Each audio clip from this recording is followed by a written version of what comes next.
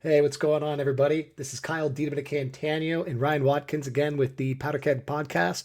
We are continuing our final installment of the free agency preview. We're looking at Ryan's top targets on defense now. We kind of focused on the offensive side of the ball because that's what we're much more concerned about in 2025. Oh But yeah, Ryan specifically turned over a couple targets on defense because we are still going to need to fill some holes. So, Ryan, how you doing, buddy? I am good. You know me, defense is where I live, extremely happy to be on this side of the ball. Not that offenses are fun too. And yeah, just excited to get into what I think is an interesting side of the ball because we don't necessarily have, any glaring needs if we bring back some key players. Mhm. But with that amount of cap, we can have some fun. That's Yeah, all I'm saying. absolutely. Especially as certain guys that even though you and I weren't considering at this point, Trey Smith, news just got announced today that he's going to get franchise tagged. And we don't know what's going to happen between now and free agency. Guy like Ryan Kelly might not be available by then. So we got to kind of be flexible and have multiple paths to take as we're leading up to the new league year. So I'm excited to see what you got for us, man. Yeah, hell yeah. Um, right, so let's get started. So we're looking at obviously our defense and looking at the options. So I think it's good to set where our defense was. So as much as I think that Jesse Minter did an outstanding job, we also have to hold our hands up and say that was an easy schedule for the defense. It was. We can't get away from that. We were playing a third place schedule. Some of the games we didn't even have to get out of first gear, let alone second gear. But this is where you build on strength. That's what the Eagles have done really very well. Everyone always does lessons from the Super Bowl winners, and oh boy, oh I don't know, maybe we should be top five talented at every single position. That would be a good system. Um, but don't try and copy the Eagles, everybody. But I still believe on building on a strength, and that's what you'll see throughout this. Who I've selected is it's not necessarily just going, okay, we're okay at this position. Let's ignore this guy. Let's move on. It's adding key pieces to be deep and strong across the board. You know, injuries happen, extra things happen throughout the season, and it's a big part of football, right? That you have to be prepared. And Ryan, to kind of build on that, because you were saying that all throughout the season, actually, on both on Stormcloud, in your articles, and in our group chat separately, that Minter had barely even got in his bag through much of the season because he didn't need to a lot of the time, and you also thought he was saving stuff for later. So, how much meat do you think is still on that bone that we didn't really get to taste last year? So basically, someone who looks at scheme and coaching points, I get frustrated when I see something in preseason that's just exciting, wild. Minter rotating from his three safety look down into a press man look and then back out to a Tampa two, and as well as sending creative stunts and blitzes from any position. It's something he did a lot of Michigan. However, he said something during his time when he was transitioning from Michigan to the Chargers is that he doesn't want to do that necessarily. He does that because he doesn't have the guys. He's doing a Flores, for example. He doesn't Mm-hmm. have the ballers, so he's just sending everyone. And it's good to know that Minter can live there. And he showed it in preseason. He showed it in little glimpses, little games here and there that I thought, oh, he's teasing that out to play into the playoffs. But in the playoffs, the defense got turnovers. They played very well until they were just on the field too much and it Mm-hmm. couldn't sustain itself. But that was with a fairly simple scheme. And again, hate to talk about the Super Bowl winners consistently, but the Eagles, that's what they did. They played three coverages and Mm-hmm. rush and blitz no one, but it won the game because they had the better players. So I think he had too much trust in the pass rush for my opinion. The pass rush did not get home on its own. It Mm-hmm. just didn't. So something I'd look for this season, if he's especially if he's not going to take any of the guys we're about to talk about, and he is just being given that hey, here are that minimum guys, like you're going to have to build something. That's where I'd like to see him. push the boat out and start to think a bit more creatively. He doesn't even have to like create like go into a new area of himself. He doesn't have to go on the off season to learn a new system. He has that already, and Yeah. that's really exciting to me Interesting. that he can do both. Yeah. Yeah. Awesome. I love it. All right. So to preface things, I think the best thing is just talk about who we have already said will be coming back as part of this conversation. And one of them has already been signed, so that's Elijah Molden. Yes. So I think the rest are going to be coming back. From the words of Joe Hortiz this week and Jim Harbaugh, they're both doing their media tours as part of their time in Indy, and I feel like they'll get as many of these guys back as they physically can. Mhm. Um, so that leaves us with you're looking at a pass rush and defensive tackle. If you're getting Ford and Tart there, it's a bit more run focused guys. Then you're looking at a hybrid corner. I'll get more into that in a second. And a hybrid speed rusher off the edge. Again, I'll explain more about that. But it's a bit different from what we've seen in Joe Bosa and Khalil Mack. And I feel like this might be an opportunity to bring in what someone is more like a Minter's guy. Mhm. And to round out that room, Yeah. you're looking at somebody replacing Bosa while retaining Mac, Dupree, and Tooley. Is that what you're thinking? Yes, yeah. I think Mac will be setting the edge, Mhm. setting that base edge, and I feel like Dupree is kind of just a relief guy. He played too much last Yeah. year, Yeah. in my opinion. I think they hoped that Bose would be a bit healthier than he was. And Tuli really needs to grow. I really liked him in his rookie year. I still think he had some great flashes, but he's got next to no pass rushing moves. He just wins Mhm. with power and effort and consistency, motor and drive. All of those lunch pail traits that Michigan men like to brag about. He's got some bucket loads, but I think he needs to take the next step now and start to Mhm. develop a bit more technical ability. So so yeah, we're going to dive straight into the corners. So you can see here that I've put sort of a little shopping list about what we're going to be looking for. Well, or what I believe that Minter and Ortiz should be looking for. Um, you want someone who can play in the slot. I think that's really important to me. Um, I don't want to see Jasir Taylor being relied upon in important games because we've had one injury on the outside. Still's gone out to the outside and we're relying on Jasir Taylor to cover someone Mhm. deep on up the seam. I don't want to see that, especially like now we've got Molden back, but you never know. Like injuries happen throughout the season. One of the three safeties could go out, and then again we're relying on someone else to come in on dime packages and be on the opposite side. Yeah. I don't want to see that again, and I feel like it's a really important part of this off season is to build someone into that system that can switch with Tahib because also it could be matchup dependent, Mhm. which is something I think is a tool that they could use to look to extract. With that, I don't want to see anyone in the slot who's not prepared to tackle. Minter will not be prepared to see that either. Bye bye, Asante. Yeah, bye.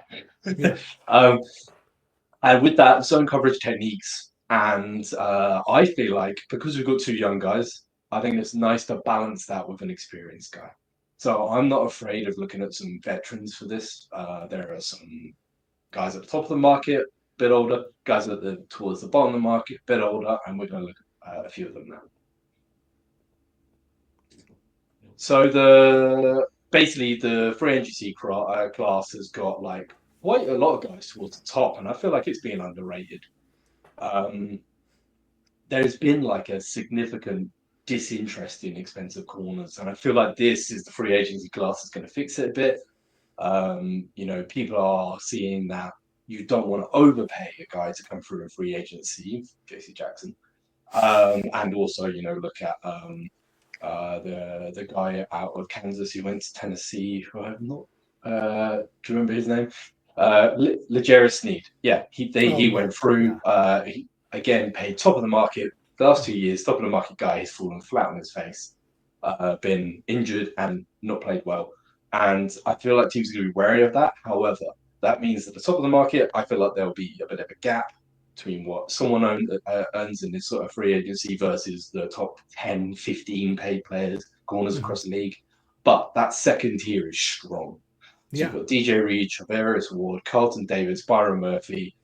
I put Mike Hilton in there. I feel like he is up there, but I know that some people I feel like he's starting to slow down.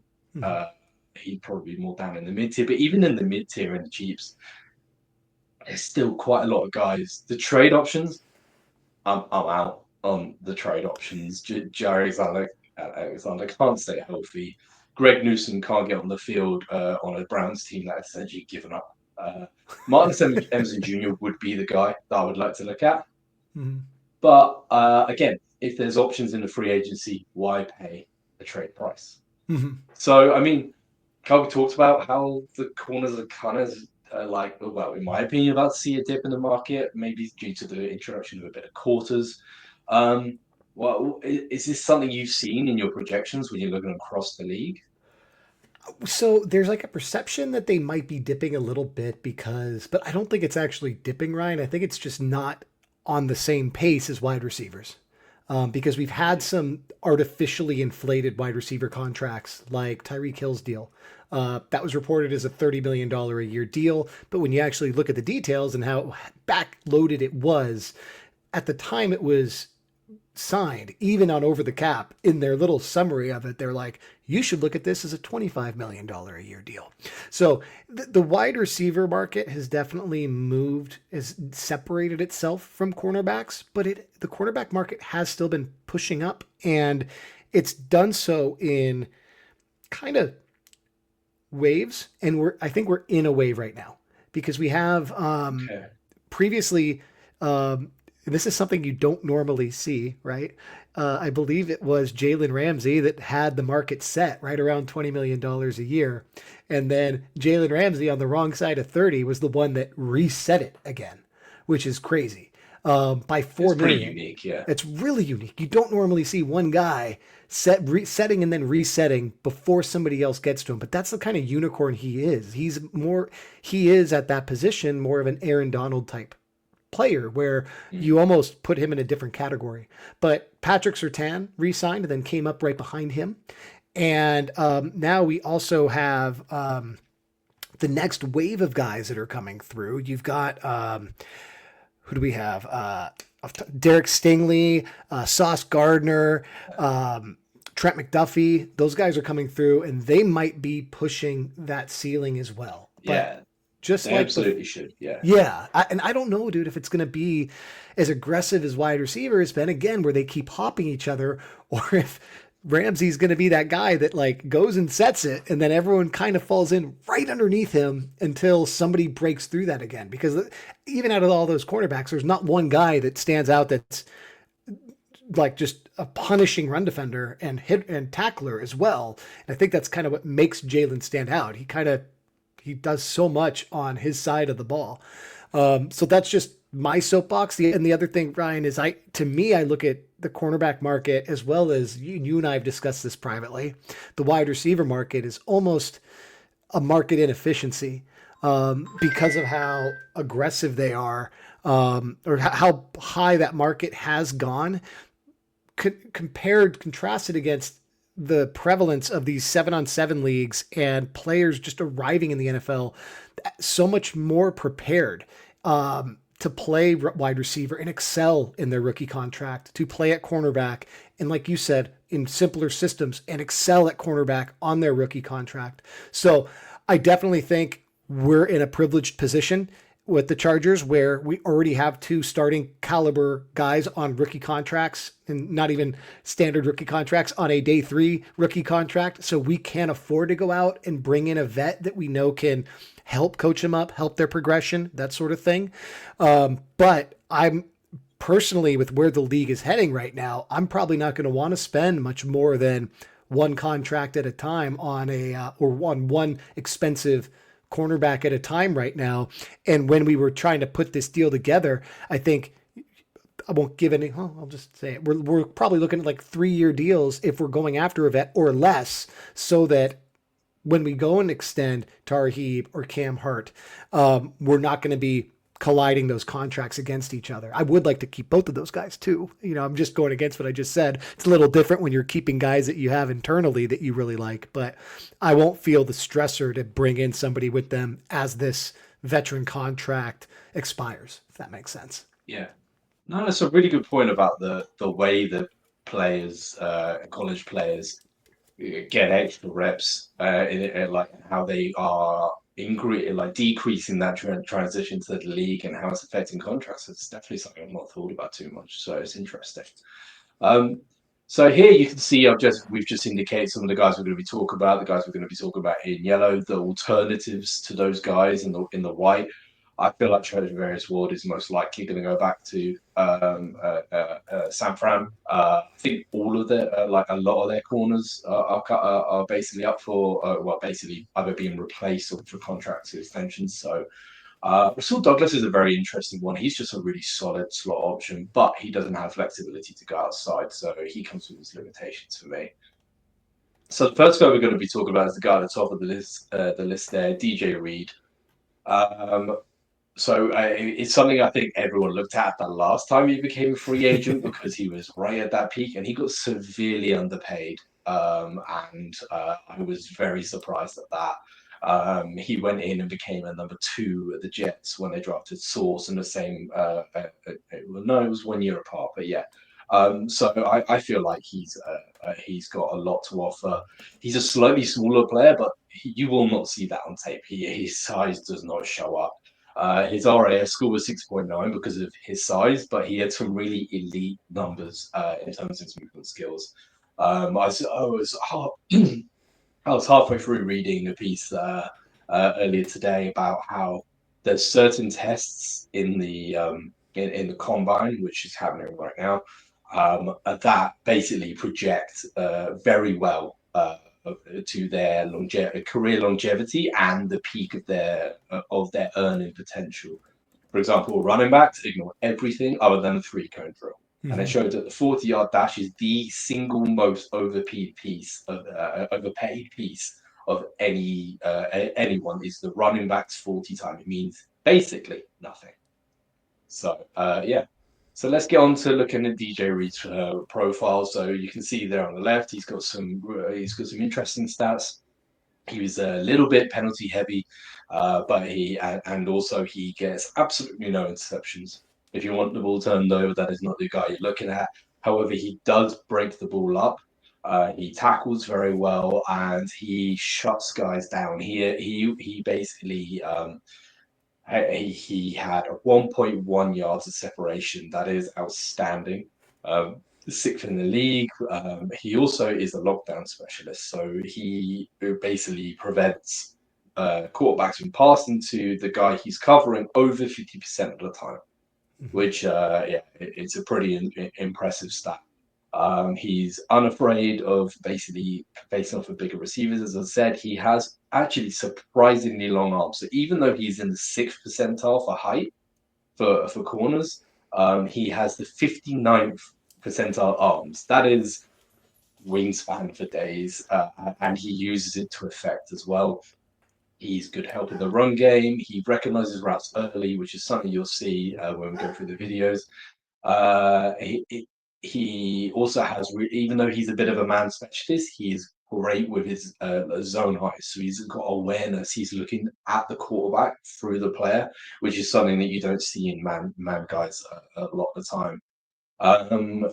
And yeah, he does let himself down with his inability to get the ball. But when you got a ball like Tahib on the other side, maybe that can be balanced out a little bit.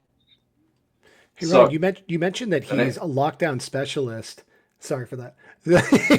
We blew the surprise. You said he's a lockdown specialist, but that's kind of rare for a guy. Correct me if I'm wrong here, but he's traditionally been the second cornerback, like paired with a stud.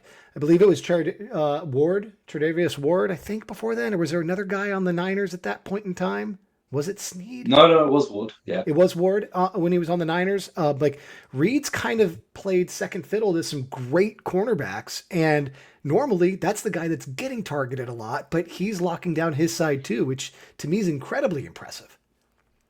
Yeah, it's something that frustrated the hell out of me when it came to the Jets.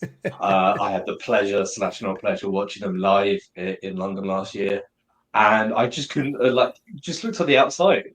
There was nothing. They couldn't get anything open. Yet they just could not win games because everything else wasn't going well. Like Yeah. I still get frustrated at the fact that Salah got cut off early and their defense didn't have a chance to flourish in the way it wanted to, and then the players just gave up.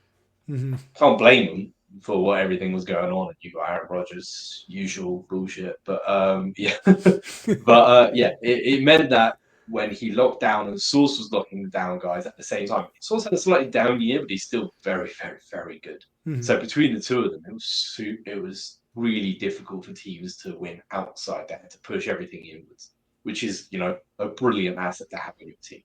Absolutely. So now we're going to do we teased it before, definitely on purpose.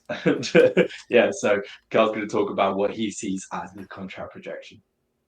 Yeah. So basically, you have DJ Reed slotting in really well with comps around Jalen Johnson, Jamel Dean, and James Bradbury. Um, Targets are right around that same point. His catch rate allowed, and I believe actually we wrote this in the last summer, but I did an extensive write up on his contract, or what an extension would look like with the Jets last year. And in the 3 years prior, his catch rate allowed was 56.56 against Jalen Johnson, who's somebody that did very well with his contract, got a 7.44% market cap, was 55.83. So he's right in there. And he had over 400 yards less allowed than Jalen Johnson. So and more than half, sorry, less than half the touchdowns allowed. So if you measure wide receivers by yards per route run, you can also measure cornerbacks by yards per cover rep. And Jalen Johnson was at 0.91 yards per cover rep, and DJ Reed was 0.73. So again, this is last year. This was the 3 years before his last season, and he still played at around that same level. So I had him at 3 years, 46 million last year. If he were extended, I think he's right around that same price. 3 years, 45. 3 years, 46. About $15 million a year, 25 guaranteed. That should, and again, and Ryan, this is something that GMs can be as creative with as they want. So I almost don't even like projecting year one cap hits, because now with these option bonuses that they have that can trigger in year 2, year 3, you can get that first year number down as low as you want, really. But basically, it's, if they were to do it kind of traditionally, it'd look right around $8 million in that first year. It's a little bit above what I was expecting, but then Mhm. again, his play has been so consistent for so long. So that's what teams look at. They don't want that 1 year burst. They want to see consistency. So that yeah, that's expensive, but he's paying for He's it. not cheap, man. I mean, he's played at a, like you said, that word, lockdown level. There's two different types of Mm. cornerbacks that get paid, and it's weird because they follow their markets. But you have an Asante Samuel type that's going to try to follow a Trevon Diggs type market, who's been a guy that's given up more yards, but has a nose for the football and gets the interceptions. DJ Reed's going to slot in with those guys that have the ability, like you said, to lock somebody down. Mm. Mm. So yeah, let's get into some game film. So he this is like something that when you're studying tape, this is something that really like it gives you a little buzz. He made 3 plays in a row here, so I'm going to want you to watch all of them. And essentially, what we're looking at here is the he's faced up with Justin Jefferson on both of the pass plays for this. So if you look at it from the other angle, when it comes to that, you'll see him on the outside here. Um, his coverage skills are outstanding. He mirrors the receiver's motions with absolute ease. He also makes an absolute great run stop in a second as well. So even though he is a bit smaller, it's not a big deal for him to take these on. So yeah, so just waiting for it to come back. So on the second player, you'll see him. He is on the bottom of the screen here, number 4. And essentially, he is going to be the last man into run support. But look how quickly he closes the gap. Physical tackle, one-on-one with the running back. The amount of ground he makes up means he has to have a quick trigger, decide early, and fill that gap. If he doesn't fill that gap, that is going big. Because you can see he's broken out through there. There is no one on that whole side of the field behind him. But because he acted decisively and quickly, it was over good. Again, here he takes the motion man, which is Justin Jefferson, and he's in this isolated coverage. Most people against Justin Jefferson can't turn the corner with him like that and get back to the ball. That's just absolutely outstanding. So if I try and take it back. So on the first plays down at the bottom, he's in a shuffle technique. He goes in and look at him peel all the way up to the climb to meet this climber. That's great zone instincts and great pattern match instincts, which is something you see a bit more in quarters coverage. So he has to adjust to what the routes are that he's seeing. So he sees Justin Jefferson is shooting inside. He's not responsible for that anymore. He knows I've got to climb up because if someone's going across, another person's coming all the way over. So So overall, it is just great cornerback play that you really want to see.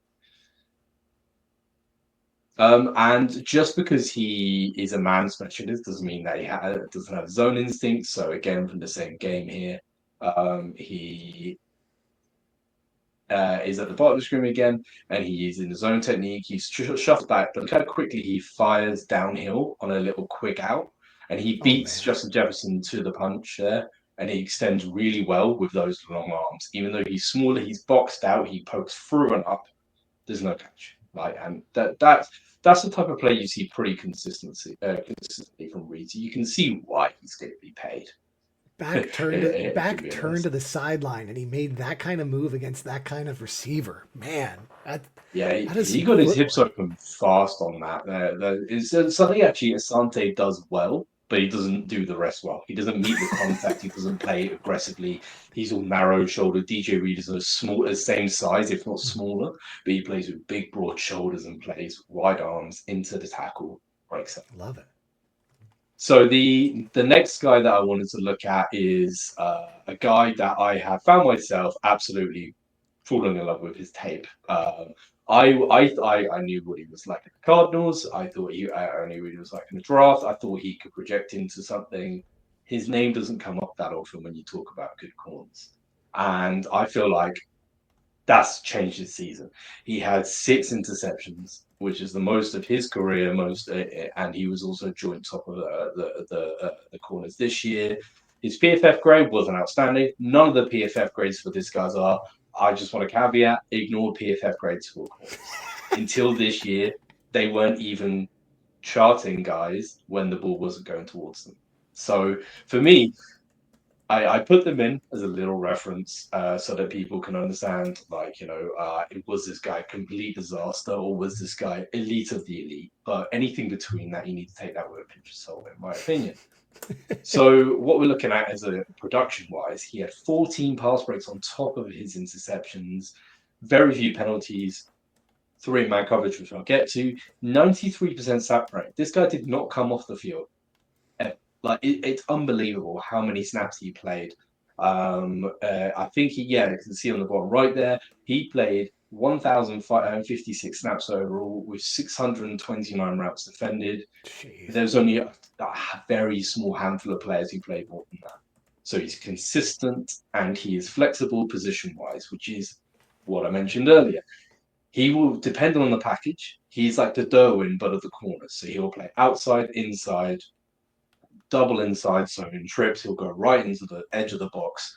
He's big enough. He's strong enough. So he's 5'11", 190. Again, quite long limbs. He uses all of his experience to play to his size and above as well. He's a smooth mover, covers a lot of grounds, lots of techniques to play those positions, which you see him switch up even in the middle of the plays. He has good instincts. I just really enjoyed getting to know him through his tape. Now, Flores' system, they never use man, or very rarely.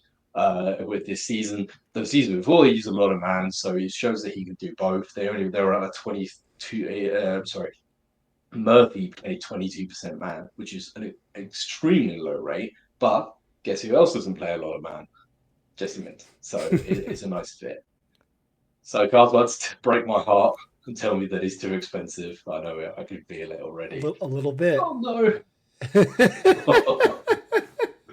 So oh no. his stats line up alarmingly well with Xavier Howard's. When Xavier Howard signed in 2022, he was signed for 8.65% of the cap. And that equated to $18 million a year. There's a little bit of an adjustment you have to make because that's when the cap recessed a little bit, right? But he nevertheless, I guess we're kind of judging that as well. His $18 million a year was 8.65% of the cap. So that's gonna that might be kind of a starting place for a guy that's playing this well. But I would that's where both our comparables are lining up and our I guess our model has him for less, but that's a little bit less. But we're looking at that being his closest comp, and it's heavily because of his solid amount of PBUs over the last 3 years. I guess if you look at his 3-year model, he gets closer to a Levi Wallace, who had a 11 interception over 3 years, 25 PBUs, a little bit more, and he'd be closer to $14 million a year. But based on where Byron is at statistically, he is looking like the number one cornerback to come off the board in free agency, and that should push him close to that $18 million contract. It's not going to be a one that's going to be resetting the market. All those guys are being retained by their teams, but he still should be getting close to 20, not getting close to 24. Oh man, I was hoping he was going to sneak under the radar slightly, but I guess absolutely not. So, but you know what? We have got the cap space to be a bit fun with it, and when you get into his game film, we're going to understand a bit more why he's going to garner that sort of cost. So, I think the thing to caveat again is just to say that he plays so many positions that adds value to his contract. And it adds value to whichever team he gets. I'm feeling at those numbers, he's most likely going to stay in Minnesota. They've got space, especially when they don't take his son, Sam Darnold. Not a franchise tag cost anyway. So, but where he plays across those positions, this is what we're about to see. So, on this first play, you can see he is, if I'm right, in the slot. No, he's on the outside. So we'll put that again because I need to see his best foot forward in this. So at the top of the screen here, he is in his own responsibility. This is a cover 2, so he will go down. He'll stay him on the outside. He pushes his man. He comes downhill. Boom.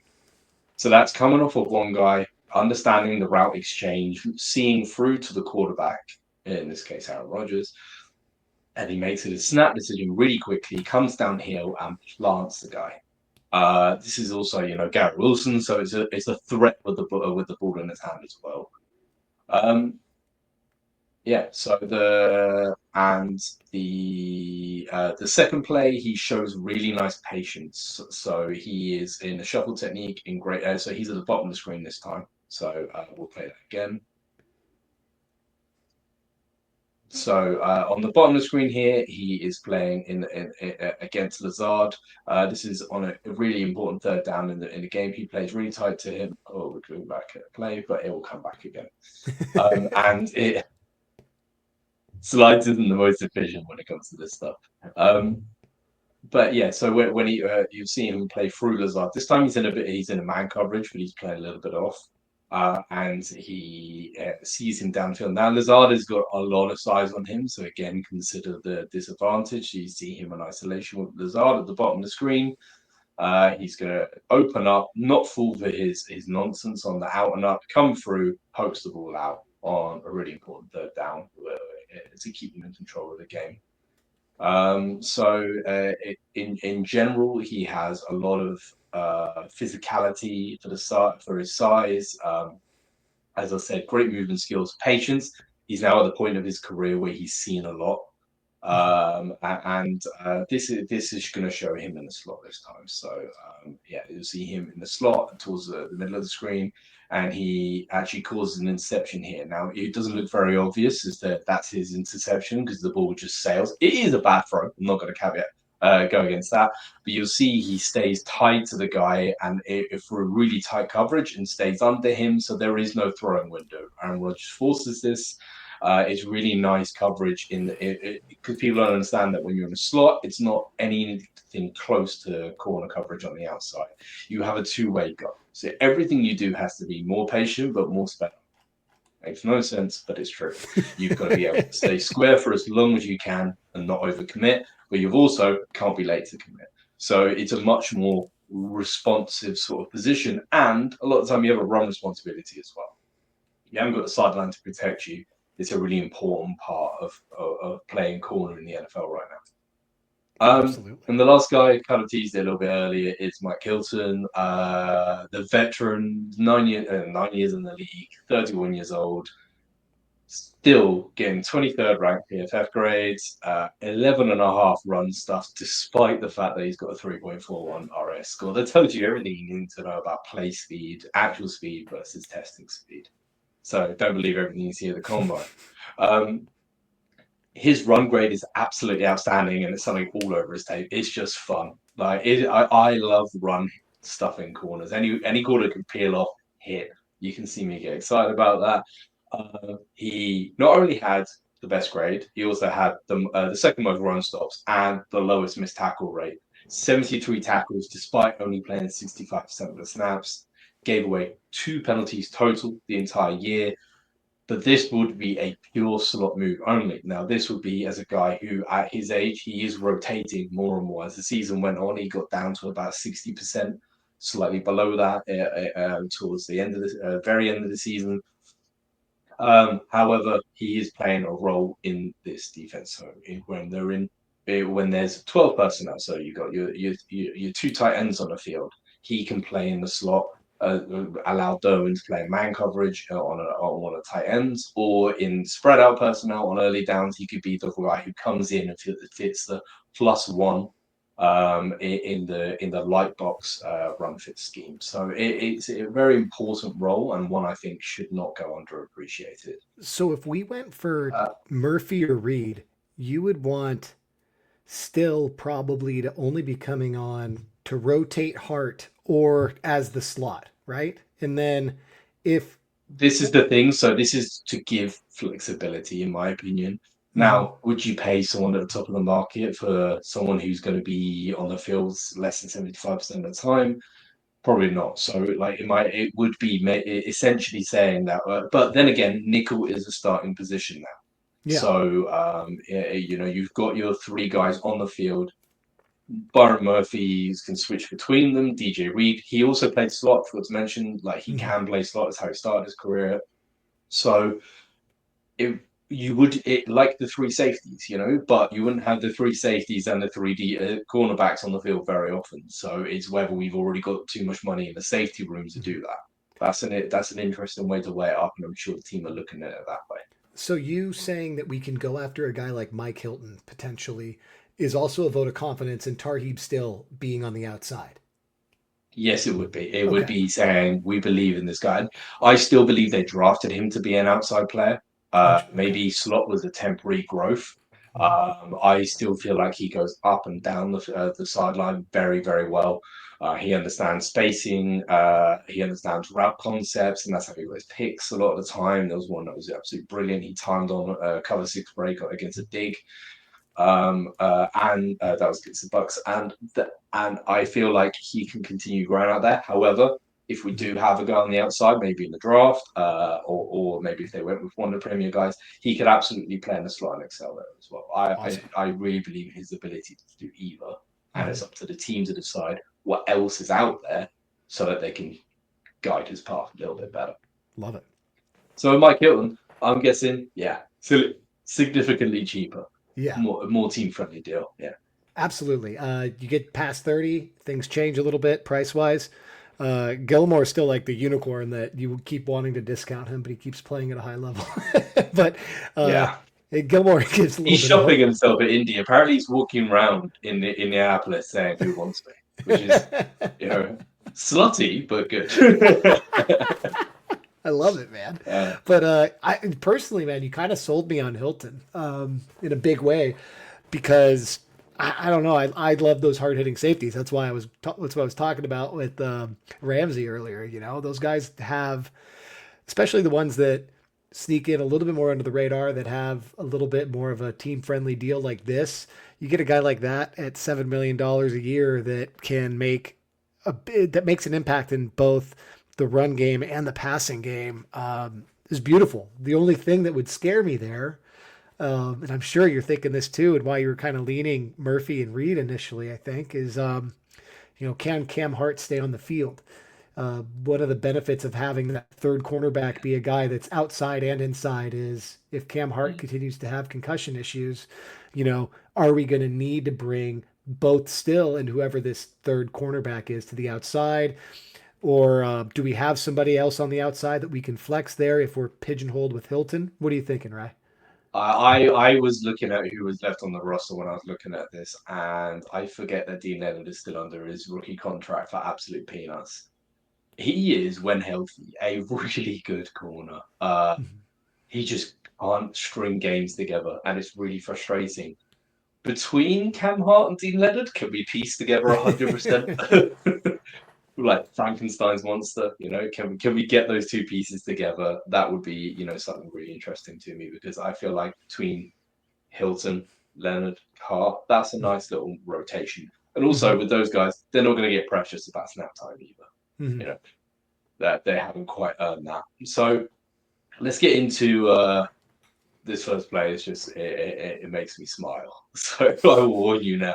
This is what you want to see. So he is in the slot here. You see him. He recognizes the screen. Boom. Beautiful. Once he's on his read step, he just sees it, hammers downhill. Lovely, lovely tackle. I'm going to play that again because it's 7 seconds only, and I want to see it again. So he's in the slot here. You can see he's tussled with AJ Brown. Actually, he flies off. Boom. Nails him. So AJ Brown doesn't even see him. He's that quick to react to it. He's seen that a lot of times in his 9 years in the league. His ability to play tight to the formation is really important too, especially in the red zone. He has consistently made big impacts. I don't know. I didn't even realize this. But against the Chargers, he played 45% of the snaps, yet he led the team in tackles. Wow. Wow. Yeah. You think about who he leads the just like Chargers. he gets around. It's always somebody like Kaiser years ago, and now we have Henley, and now we have Derwin, or Alohi sometimes I think has on some games, but it's always the guys that are on the field for 100% of the snaps. It's never a guy that's rotational like that. That's crazy. So he just seemed to find the ball very often. Now we were thrown to Lab McConaughey quite heavily in that game. It was a shootout towards the end, so we just gave up on the run and we went into light personnel. So that's when he came onto the field more. Lad did torture him, not gonna lie, but then again, Lad tortured most people he faced. So, but amongst that, he really helped stop. The reason we abandoned the run was Mike Hill was the part of that conversation. So here he is, can't remember where he's tied to the box on the outside, and you can see he's the guy who scrapes down on the outside to make the tackle. So you'll see number 21 here on the far left of your screen. He bumps in, but you realize this is likely a run. You can see him fly down off the edge and bring down Gus Edwards from behind. So this is the type of impact he has pretty consistently. His coverage ability has dropped down a tier, especially towards the end of last season, but he's still a good slot defender. So here he's in the slot against our very own Lad. He stays tied to him through 2-3 moves. You can see he goes out, up, around the corner. That's a good slot defender. That's your your pass rush time to get home. So yeah, I mean, we'll look at the totality of the corner position overall. I know you hinted that you like my Hilton. I think I keep that in mind. Basically, I'm just doing the thing where I talk way too much, so I think we should just get on to the edge defenders and we can sum all up at the end. Let's do it. Carl never tells me off, even though I tell him to. Right, so my shopping list for the edge defenders, hybrid. I want someone who can be in a 2-point stance and play both the run and the pass. Now, when you look at Minter's defense, if you look at dots on a screen, you think, okay, we play a pretty standard nickel formation. So that's 4-2-5, four linemen, 2 linebackers, 5 DBs. That is not what happens a lot of the time. What we have is more like a 2-4-5. Now, what I mean by that is we have 4 linebackers on the field. Now, Khalil Mack is listed as a linebacker. I hate that description. He's an edge guy. But what it means is he's playing in 2-point stances. He has the ability to be in a coverage position as well as rush the passer, as well as fit the run. And it changes whether your hands in the dirt, whether you're up, what type of player we look for. And I feel like we really had Joey Bosa pigeonholed in. So he didn't really do the role of covering very well. They basically kept that out of the equation. So going forward, what we want is someone with a little bit of coverage ability. So, sorry, 1 second. What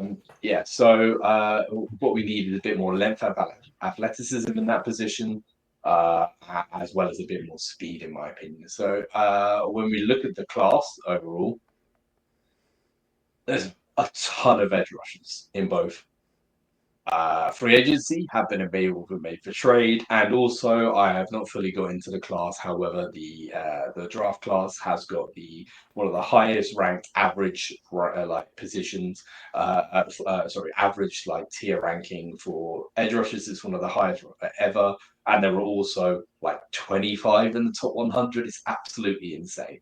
200. So there are bucket loads of options.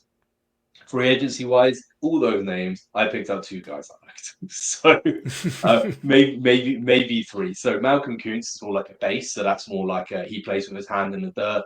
He could, if we, God forbid, touch wood, lost Khalil Mack from one of the Green Bay, or if Buffalo want to go down that path again, he's a guy we could do to replace Khalil Mack's role.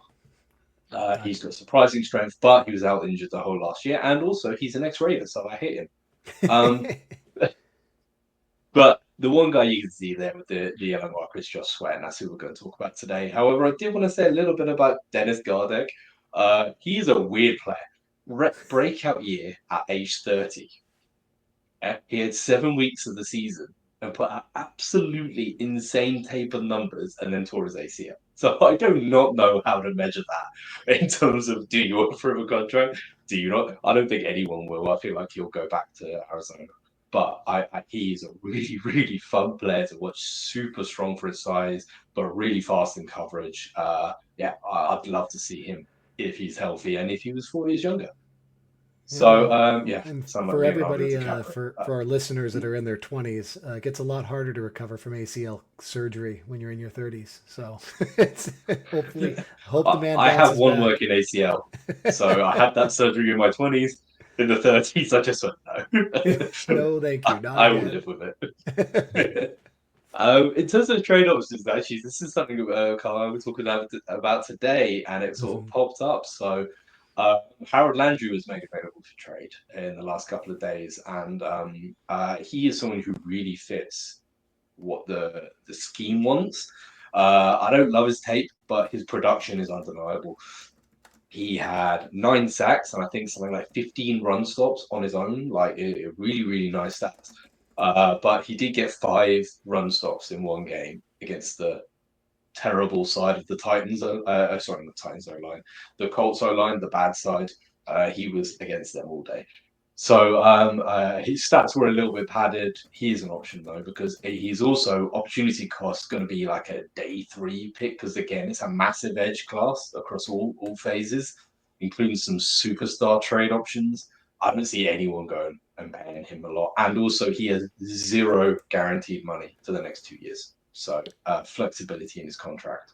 So I think his cap hit was 14.5 for the next 2 years, but you can change that however much you need to. You can ask Tennessee to eat some of that as well. Yeah. So I'm looking at it right now, Ryan. It looks like it's 17.5 over the next 2 years. And it's kind of perfectly in line with what we have for his on our algorithm. His last 3 years of production justify a salary of about 16.5. So he's right in that range where a team could part, just like you said, day three pick compensation. He's not gonna be a value pick, so you're not gonna see day two or day one, but maybe a day three, something kind of cheap. That'd be an interesting play, man. And then you have the benefit of having him on an unguaranteed contract. Yeah, that's awesome flexibility to have for the team building purpose. So yeah, you also have their two superstar names in Miles Garrett, Trey Henderson. Again, news just going off today. Everyone's at Indy. Everyone's having like those conversations. Miles Garrett has now said that he will not play for the Browns. Like he just he's just refused. It would seem that way anyway. Like it was heading that way, and now we're here. So yeah. Although I just don't see how they get it done. They lose 34 million by sending him out. Yeah. Again, they're already over the cap. They're 30 million over the cap. He would add 34 million more to go on. I think that this might be a big holdout situation, and they won't be pretty. Trey Hendrickson, though, every day that passes, he's more likely to get traded. I think he's absolutely awesome, all-round guy. But do you want him or Khalil Mack for the same cost plus whatever you'd have to pay for a trade? No, in my opinion, I would rather have Khalil Mack back in the room. Hendrickson is better right now. However, I don't know what he's like as a leader in the locker room. So yeah. Interesting name at the bottom there, David Ajabo, Minter, Harbaugh from Michigan, with their buddies at Baltimore, hasn't had the opportunity to play as much as he wants to. Could be a project guy at very, very cheap cost. But saying that, they'll probably just wait for him to be cut next year. So let's go on with the man, Josh Sweat. Everyone remembers him from his superstar performance in the Super Bowl. But going back a bit further, he was also a superstar at the combine. He absolutely tore it up. He's one of the fastest, still one of the fastest. If you consider a defensive end, he's insane. He's in the 9.99 to everything. If you consider him as a linebacker, because he does play standing up in 2 points, he's still got insane stats as well. So 54 pressures last year. 9 TFLs, 8 sacks, 15 quarterback hits, 14% pressure rate. But he did this all at a low snap rate. Yeah, he's like lower than Mike Hilton snap rate, which is, edge rushers get rotated a lot. This still surprised me. Nolan Smith was actually there starting on the outside, and then they rotated between the defensive lineman, an extra linebacker, and Josh Sweat. So he was the guy who came off on the field. But yeah. When I say his athleticism is a joke, he's 93rd percentile in 6 different categories. Like he's used his arms are one of them, the length of arms. He's 93rd percentile in that as well. He's a really good move around space. He can cover. Well, important. He has coverage instincts as well as the ability to eat up ground and move around. With McIntyre rotating in, that's a really nice thing. However, that's a bit of an expensive option. So, and he plays on the same side as Mac does. So it's more of a, in my humble opinion, either or. So that's what we're going to be looking at in terms of, is he going to be worth it money wise? His impact is outstanding. It's just about system fit, yes, and then who else is on the team, because he will be, we're about to see, earning money. Oh, it's that not is low. It's not as bad as you would think based on the lower production, like you said, because of him being rotated through. We have him at 16.75. Let me type in, I was just looking at Landry real quick. I think because of the Super Bowl ring on his finger, you could always get a Super Bowl bump. You could definitely Yeah. get a Super Bowl bump for how he performed, and we did write this pre Super Bowl, so that is fair. I'd have to go Okay. back and see what Yeah, how yeah. Josh I changed it up. Go ahead, I buddy. heard Sorry. Bill Barnwell say he was looking at 19, like I think it was 18.75 or something like that. So and I thought then that was low. So yeah, this is music's way it is, honestly. Yeah, if we're correct here, which looking at the other names on the list, we have Hassan Reddick at 15, along with Chase at 15. Um, Khalil Mack is actually at the top, 22.5. But I don't know. I think you're definitely correct in that after that performance, he could definitely add a couple million to his APY. But yeah, if we can get him for sub 20, I would definitely be interested in it. Um, Even more so potentially. I don't know. You're the coordinator, man. But I'd be I tempted mean, to let's be honest, build. they were happy having Bosa and Mac on both big salaries as team building pieces. It's just not worked out. So would they be able to commit that kind of money again? I think so. I think it's an option. And Mac's So going to be year to year. I don't think you can build that room around Mac. I no. think you're thanking God every year you get with Mac after this, based on how he's contemplating retirement at the end of every season. You just don't know how long he's going to stick around. So I would go and get Sweat, even if Mac hadn't made his decision yet. And if Mac decides he wants to come back, holy crap, you got a pass rush and you got a front. But I don't know. I don't know. That's just me. He's losing his buddy Bosa, so yeah, hopefully he gets that chemistry back with someone else, and I feel like he really will. So yeah, uh, someone a bit more similar to him as well, probably. Those two were like chalk and cheese. So right, Joshua, these reps, I'll caveat with going against Travis Kelce, who decided to take the night off in the Super Bowl. But you can see here he has to go through bodies and and really get there. So he's on the top of the screen on this first snap. So we'll watch it from the other angle, and he has to go through Travis Kelce and Isaiah Pacheco on his way to meet in the quarterback. So one, two, and he does it. You can just see the speed he covers ground with those really long strides. Even though Mahomes drifts to the other side to try and get away from him, it's exactly the same timing that he gets there with James Hunt on the other side. And again, this is the same thing, same formation. You think it's the same play. It basically was. He goes through one, through two, meets at the quarterback. It The strength and speed is just something you can't teach. And as much as he's been a slow developer, thank you Eagles for doing that. We'll now take the end product for you. That's how I see it. You don't need to develop guys who already developed. So yeah, but back-to-back plays again this time. Like so, the first play is a run stop that only a handful of players can make because he's just so long, and he uses leverage really well. So he stays low and explodes upwards through guys, and with a long arm, it's so hard to control. You ask any lineman what is their least favorite type to go against, and someone who can get under their pads, lift them up, and push. Rachel Slater even had trouble with it last year, and he's got one of the best anchors in the game. That's because he's supposed to be a So, guard. His arms aren't long enough, yeah. right, Ryan? Sorry. Well, it is the one thing that gets him I because of know, his I long know. I just short I arms. hate that they roasted him Uh, so hard for that in the pre-draft I know, I process. know.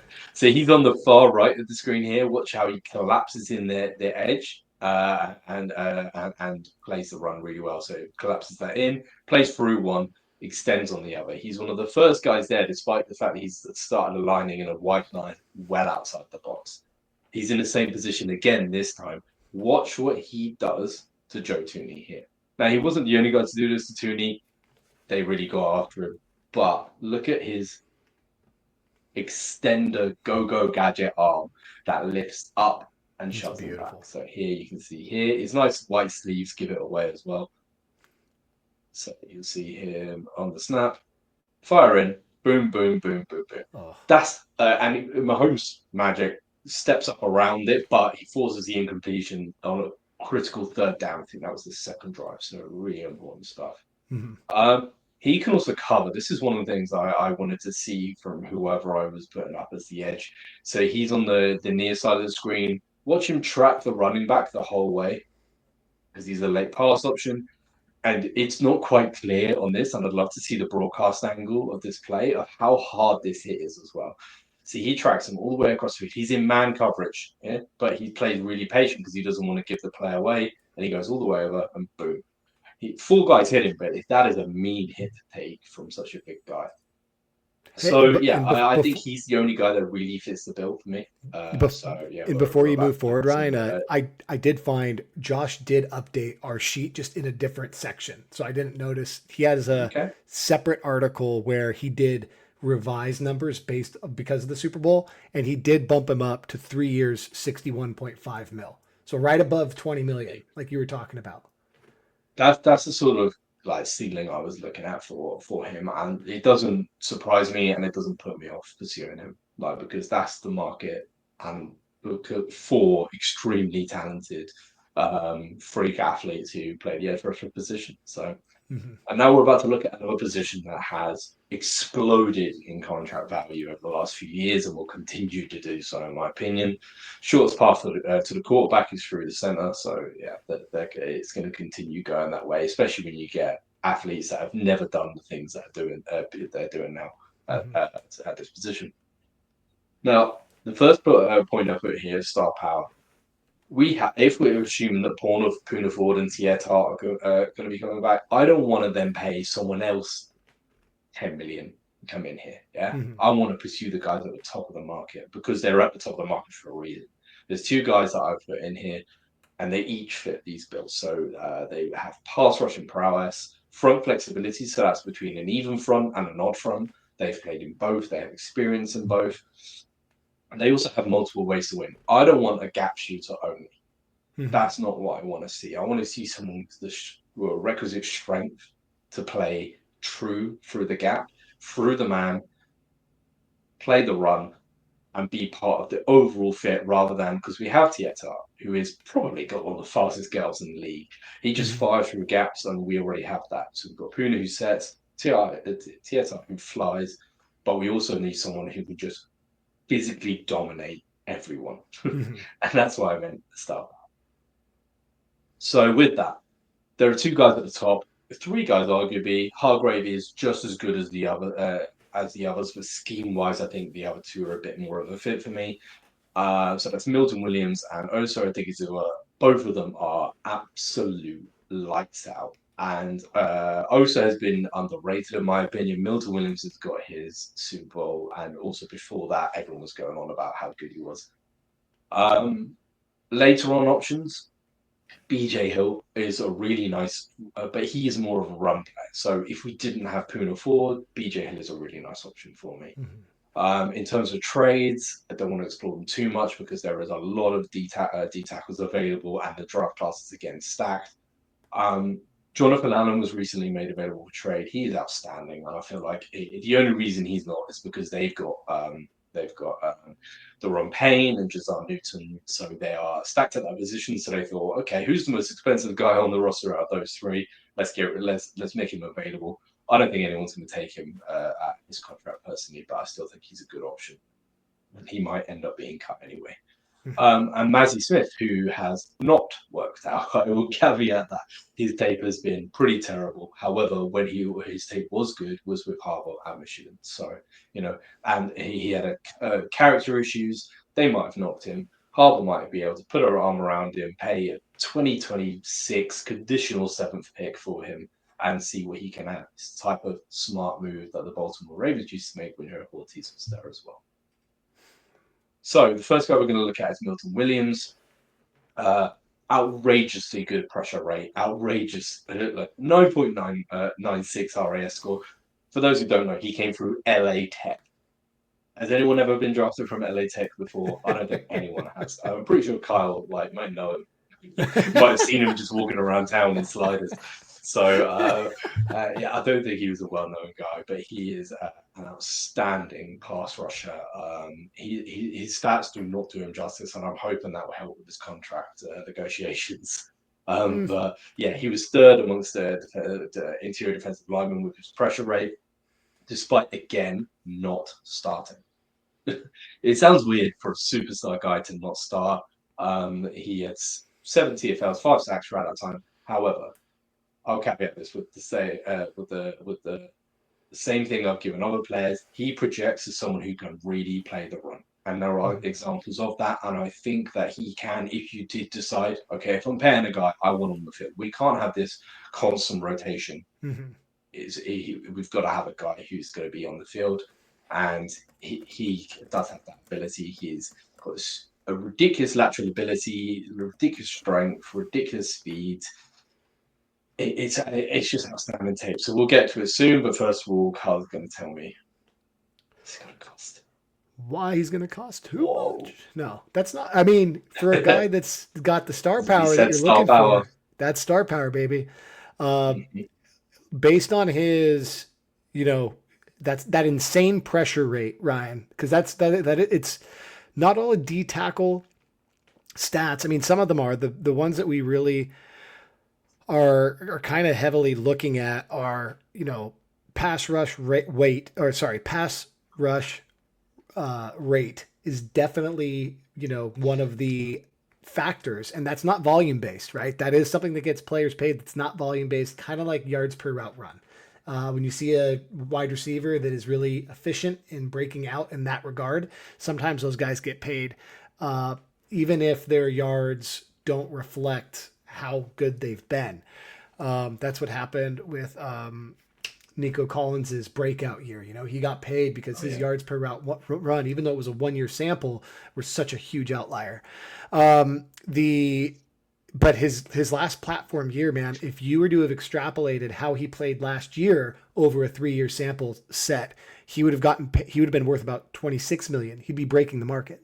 So getting him, it's kind of averaging around 16 million if you look at his whole, if you weight, platform and back. But because of the Super Bowl, because of just how strong that platform year is and his age, you can kind of, and with the position moving in the direction it is, you can kind of anticipate he's probably going to be getting over that $20 million a year mark. Yeah. I mean, I expected it, and it's within the range of acceptable. We can still build on offense through Mm-hmm. other means. We can still get a guard. We can still get.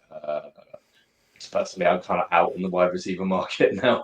Mm-hmm. Sorry, free agent market now that T is likely staying. So you can move that money out elsewhere, and this Mm-hmm. might be a position they might value for that. So we'll watch his pass rush ability, his incredible blend of power and technical. Like his hands are rapid. He Now I want you to bear in mind that the guy he's taken on in this rep is Elton Jenkins, who is one of the best, most underrated guards. He can play. He's got 5 position flexibility as well over in Green Bay, so he's a fantastic player. And Milton Williams just disregards him on the left here of the defensive tackles, plays for him, rips off of him, pressure on Jordan Love. And Jordan Love does incredibly well to get out of it. Now, this does show me one thing. The one thing I have that I'd say gives me slight pause with his contract is that he doesn't finish plays too well. He plays at such a high motor, high tempo that when he gets to the quarterback, he sometimes can't quite break down. So what you'd be looking to do is what the Eagles do quite often is they fire their defensive tackles for them because they just have amazing guys who can just bury dudes. They've just got a whole list of peer players you could just fire. So they fold their defensive ends in so that you get an inside out. So the quarterback thinks he can step up and through the pressure or around the pressure, and then they meet the edge rushers coming in. You never know, that could give Thule some much needed confidence, and also that would fit his play style a bit more as well. Mm-hmm. So it is something when you're looking at something called team building. Um, his brand is pass rush, but I still think he can play the run. I mean, look at this. So he is on the well, you can see he's the one who destroys the guards. So we'll play that again.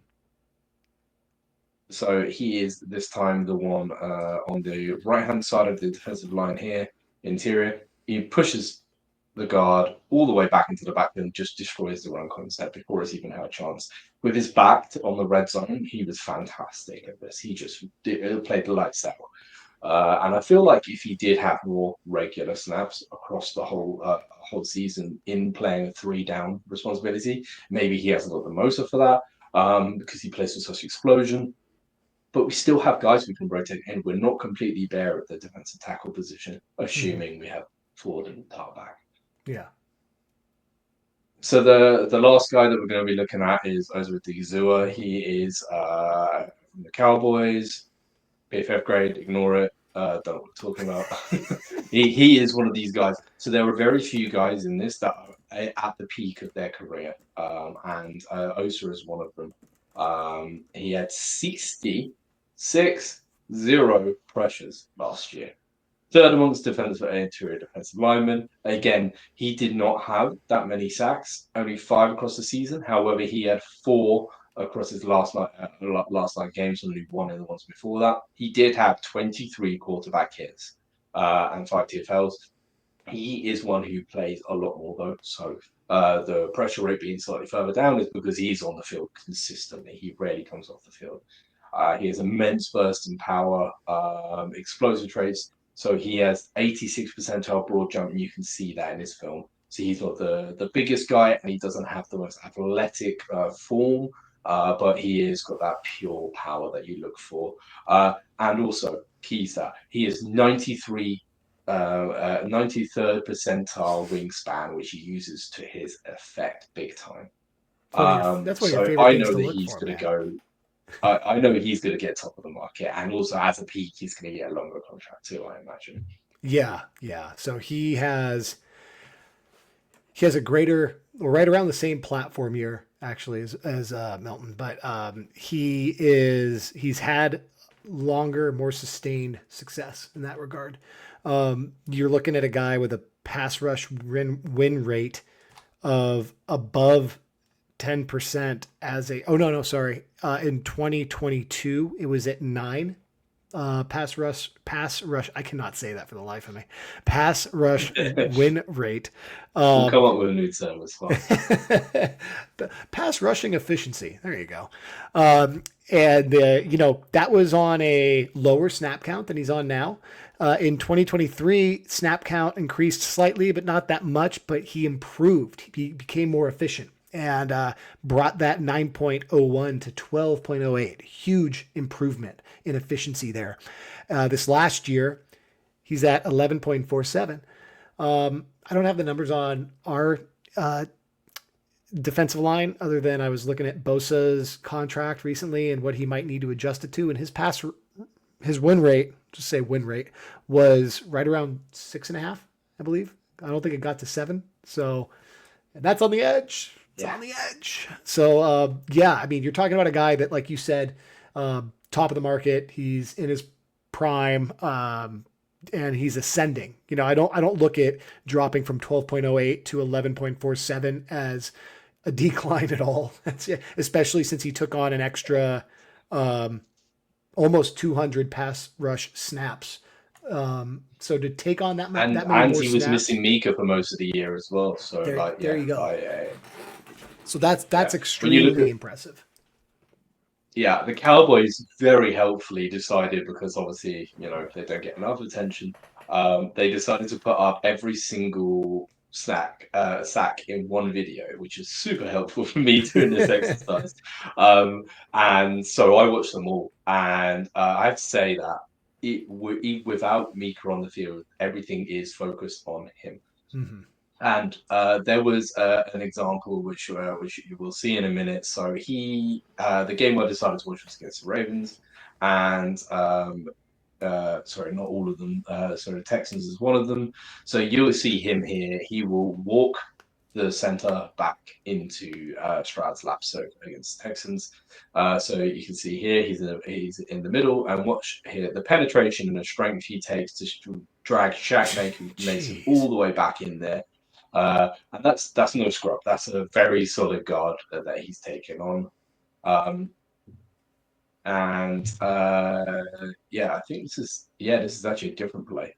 So this one he swims the guard, within a flash, and Stroud has no chance. So at this time he's over the left guard, and you'll see swim move, boom, and he's in the backfield just in a flash. So not only does he have the long wingspan to sort of take on blocks, lift up guys like we saw Sweat do, but he's also got insane strength and a lot of short area quickness, which he uses to his advantage. Um, yeah, so he uses his hands to effect super well. So he's very quick with his hands, and against the Ravens towards the end of the game, even though Mika was playing, they slid the protection towards Osa. That tells you everything you need to know. He's on the left side here. You'll see him take on. This is a guard that's about to hit the free market and get a bit of money as well, Makari. And he's a big boy, so he swims around him. He does a two-hand swipe, so that's how guys goes here. He's got like that, goes under his arms, and uses his shorter size as well, which is something Aaron Donald used to do a lot of. He knew he was under the guy, but had the requisite strength to push up and lift up. And linemen, as soon as they're in this position, when they're being lifted up, they're out of control. They're no longer, able to win that rep from that position. And OC uses that really well. PFF and a lot of other people who say he's pretty poor against the run. I don't agree with that at all. This is against Ronnie Stanley on the far side. On your near side of this angle. So this will be on the right when we look at it at the end zone angle.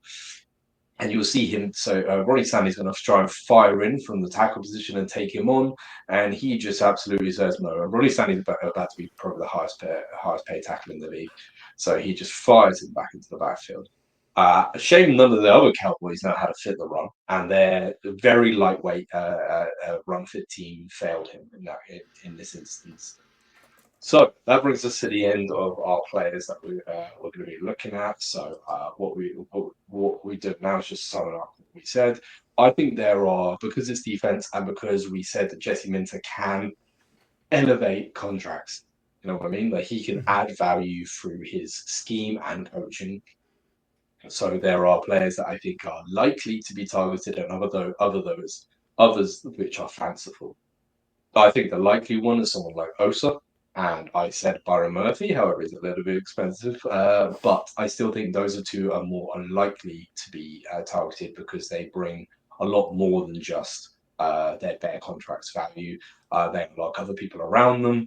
They may be top end market contracts, but say for example we got two of those and then filled the rest with low end like additions. We could really round out the defense from that. I think Milton Williams, DJ Reed, and Josh Sweat are more luxury picks, especially if we're considering that Mac and Sweat would be quite a lot. So yeah, I feel like between all of those, we have some really interesting options. I still feel like we have the opportunities to add a star and really take this defense from really solid to elite. Absolutely. Absolutely. I mean, Yeah. I love that. I didn't really know the defensive line free agents very well going into this. I had a good idea about the cornerbacks and a little bit about the edges, but it's really, defensive line play. You've really got to get into the tape to really know what you have, and I haven't really dove into it yet. And Osa does look like a stud. And for those that are asking or saying like, well, like Ryan said, can we bring back Puna Ford and Tier Tart and run it back with those guys? It's like, guys, we're not talking about let's read off real quick the Eagles defensive linemen this last season. Milton Williams, okay, Moro Ojamo, I think is how you say that, or you just mentioned him as well. Played at a very high level. Jalen Carter was an absolute freak.